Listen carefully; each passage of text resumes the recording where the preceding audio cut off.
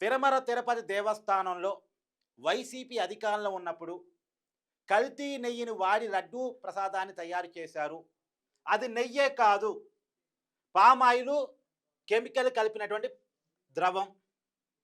ఇది ప్రత్యేక దర్యాప్తు బృందం కనిపెట్టిన విషయం.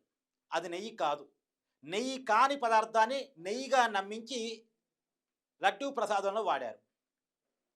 100 కోట్ల మంది మనోభావాలు దెబ్బతీసినటువంటి ఈ కేసులో 20 కోట్ల లడ్డూలని కల్తీ నెయ్యితో తయారు చేసిన ఈ కేసులో 250 కోట్ల కుంభకోణం జరిగిన ఈ కేసులో దోషులు ఎవరో తెలుసా?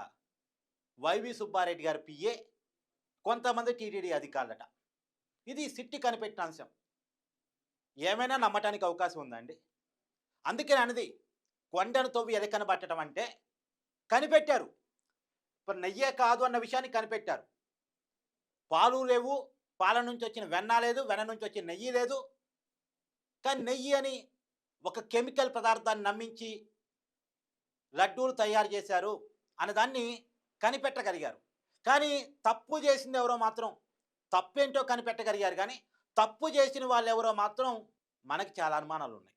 పెద్ద తలకాయలు ప్రతి కేసులో రక్షించబడతా ఉన్నాయి.